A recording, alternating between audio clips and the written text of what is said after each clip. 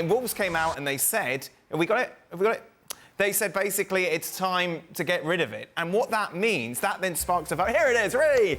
Our position is that the price we are paying for a small increase in accuracy is at odds with the spirit of our game, and as a result, we should remove it from the 2024-25 season onwards. Now, what that means is that there will be a vote next month as to whether or not VAR should be put in place for next season.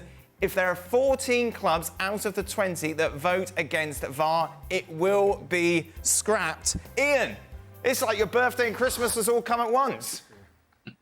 Well, I started off as a big fan when VAR was about to be introduced. I thought it'd end all the maybe phony controversies and debates, but it hasn't done anything of the sort. I think the deal with VAR was this. We'd accept the draining of the drama and the hold-ups and the crowd not knowing what's going on if we had a far, far more accurate game. But that isn't what has happened at all. What we've got are a load of different types of mistakes and discussions, and we've got the draining of the drama too. So I don't think it will get voted through. I think not enough clubs will vote for it to be scrapped, but it definitely needs to be very, very seriously improved. And I think the area it really does have to improve in is this. It seems to me that there's a feeling that every time their goal is scored, VAR is like a kind of nosy policeman looking through. Now, what can we find wrong with that goal? And that doesn't sit right to me, doesn't sit right. Ian, could you use the Champions League that we've seen over the last few weeks where VAR and the officiating seems to have worked well? Yeah, it's a lot better at World Cups and in the Champions League. So there's an argument for saying it might be the people operating it in England. Yeah, we're going to see, obviously, automated offside, which is going to save all that faff with the lines. It's going to save a lot of flapping around, but it's also going to annoy a lot of people. Because automated offside is so accurate that we're going to be down to millimetres or centimetres, and it will show. And that's how accurate it's going to be. So then people will be up in arms saying, well, this is just ridiculous, because that's not what the whole offside rule was for, or law was for. The nosy policeman sort of analogy from Ian, I think, is something which is, I think, arguably the most annoying. Where you do have VAR prodding around, say a corner's come in, somebody's headed it in the top corner, but there's people wrestling all over the place, so they go off in the little corner and then they look for something. And then we have the instance like the Anthony Gordon one today, which is opposite to the Brighton one, where that referee's decision was overturned. And then the Anthony Gordon one, where it's crystal clear after spending a wee bit of time on it, that he rakes him down the back of the Achilles. The player knew it. Amrabat probably knew it as well. The referee missed it, which is fine, and that's why we have the technology. But they're just not using it particularly well. So is there a scenario where it's automated offsides, it's Hawkeye technology for the over the line, and then the rest of the game, we're just sort of back to basics? I mean, I don't know if I doubt they'll vote for that, but maybe they will. That's what you would like to see? No, personally, I would like to see VAR only involved in incidents in the penalty area, like for penalty kicks and handballs, which I know can be subjective, but between the penalty box, I wouldn't mind VAR getting involved. All over the rest of the field, I would like the referee to be able to referee the game.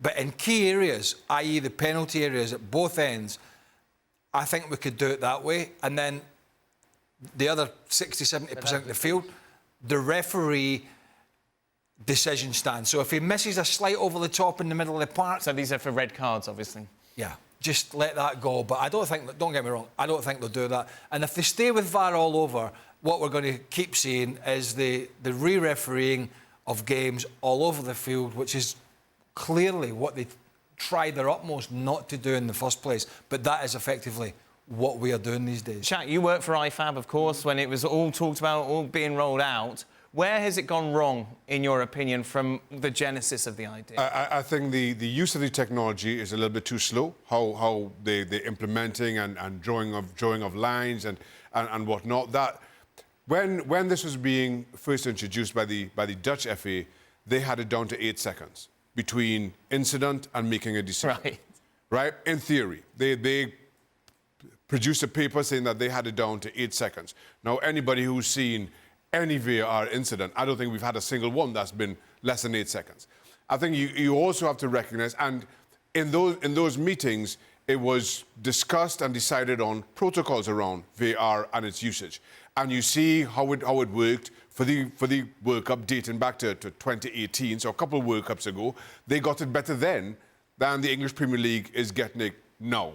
And so each FA seems to have implemented their own protocols. And while it's a smaller sample size at the World Cups, at the Euros, etc., so there's less incident and less topics for debate, still, they got it a whole lot more right than certainly the English FA and many of the other FAs have gotten.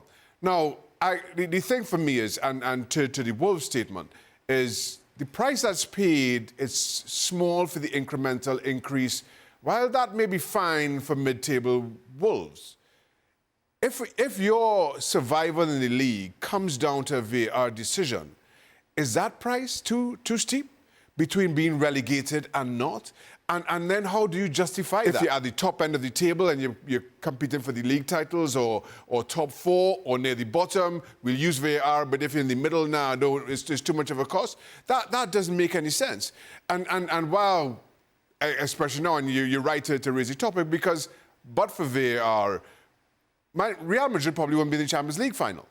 And is that too steep a price to pay? So I think Wolves are kind of, knowing that this is a non-starter, knowing that this, I am 99% certain that this will get voted down, but knowing that this is a non-starter, have kind of staked this claim almost to appease naysayers, as opposed to, not that they expect anything out of it, but they just want to be able to say, well, we said it wasn't making any sense, which is just kind of dumb in my opinion. But Frank, imagine if they do vote and it gets scrapped. We're going to be sat here every week saying, oh, but if they had VAR.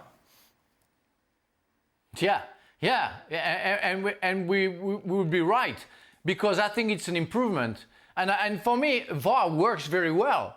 And it's the people in front of the TV, the screens, operating, who are incapable.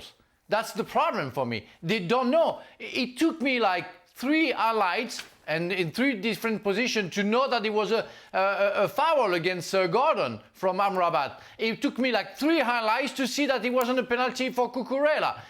I mean, you have to know football. That's the problem. How to use VAR in the best way is to know football. And I'm sorry, the people, referees, know nothing about football. So that's something you have to consider. They have to play football before being a referee. Otherwise, they will be overtaken by the subject and they won't be good at it like they do today. Just one more thing. It's not only in Premier League. I tell you, I watch Liga. Every weekend we have a problem as well. So it's not only in England. Yeah, La Liga as well, of course, we cover. And yeah, but there are good referees out there. The French referee that refereed the Real Madrid-Man City game... Is that the Trossard lookalike? Leandro Trossard lookalike. Trossard's brother. Was absolutely fantastic. And he was prepared to make big decisions.